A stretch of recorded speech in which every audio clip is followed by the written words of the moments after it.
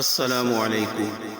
الحمد للہ رب العالمین والصلاة والسلام علی سید الانبیاء والمرسلین۔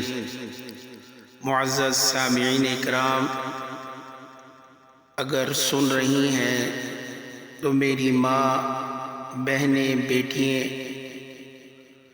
اللہ تعالیٰ کا بے شمار شکر ہے کہ اس نے ہمیں ایک مرتبہ پھر رمضان المبارک جیسی بابرکت اور عظیم نعمت عطا فرمائی۔ رمضان کا مہینہ صرف بھوک اور پیاس برداشت کرنے کا نام نہیں، بلکہ یہ تقوی، عبادت، صبر، توبہ اور اپنے اعمال کی اصلاح کا مہینہ ہے۔ یہ وہ مقدس مہینہ ہے جس میں قرآن پاک نازل ہوا، جنت کے دروازے کھول دیے جاتے ہیں، جہنم کے دروازے بند کر دیے جاتے ہیں، اور شیاطین کو قید کر دیا جاتا ہے۔ اس مہینے میں اللہ تعالیٰ اپنے بندوں کو خاص طور پر اپنی رحمت، مغفرت اور نجات عطا فرماتے ہیں۔ لہٰذا سوال یہ ہے کہ رمضان المبارک ہم سے کیا تقاضا کرتا ہے؟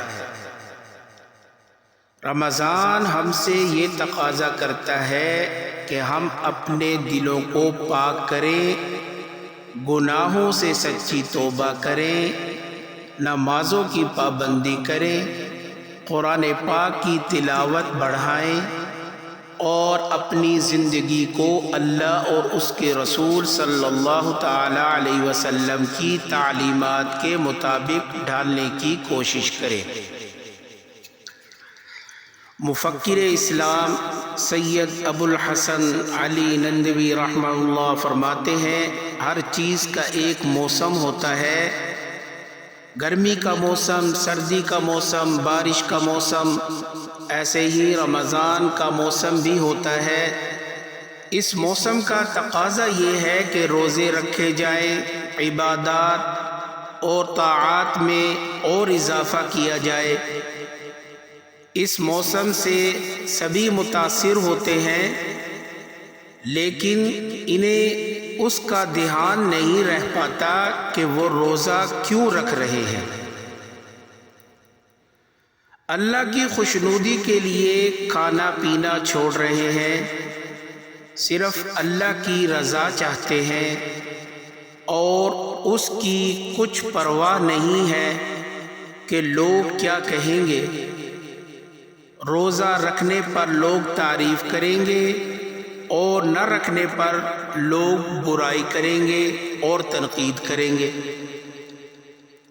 بہت سے لوگ اس کا خیال نہیں کرتے، تو ضروری چیز اس میں یہ ہے کہ نیت کا استحضار رہے، آدمی اپنے کو ٹٹولے، محاسبہ کرے، ادھر ذہن ہی نہیں جاتا، دھیان ہی نہیں جاتا کہ روزہ کیوں رکھ رہے ہیں، کھانا پینا کیوں چھوڑ رہے ہیں، جبکہ اللہ تعالیٰ نے ہم کو سب کچھ دیا ہے۔ روزے کے سلسلے میں جو فضائل وارد ہوئے ہیں اور جو بشارتیں ارشاد فرمائی گئی ہیں، اور اس سلسلے میں جو وعدے مذکور ہیں، ایک تو یہی جو اسی آیت کے آخر میں فرمایا لعلکم تتقون، باقی معیشت میں برکت حاصل ہوتی ہے، قلب منور ہوتا ہے، گناہوں سے بچنا آسان ہوتا ہے، اللہ تعالیٰ کا قرب حاصل ہوتا ہے، اور یہ کہ حضور علیہ الصلاۃ والسلام اس کا اتنا اہتمام فرماتے تھے، اس سے اللہ تعالیٰ کی طاعت کا ایک مظاہرہ ہوتا ہے کہ ہم کھا پی سکتے ہیں، مگر محض اللہ کی خوشنودی کے لیے یہ سب چھوڑ رہے ہیں۔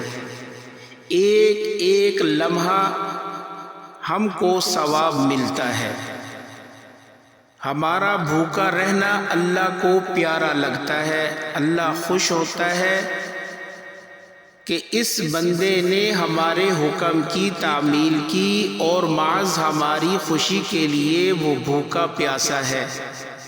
اس سے اللہ تعالیٰ کو بڑی خوشی ہوتی ہے، مگر افسوس کہ اکثروں کا ادھر خیال جاتا ہی نہیں ہے کہ یہ جو روزہ رکھا ہے اس کی کیا عظمت ہے، اللہ کا اس پر کیا انعام ہے، اللہ کو اس پر کتنا پیار آتا ہے، ادھر ذہن جاتا ہی نہیں۔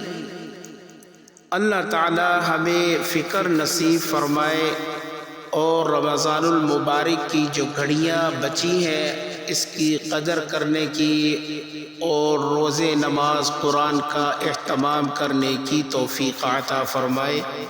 جزاکم اللہ خیرا۔ السلام علیکم۔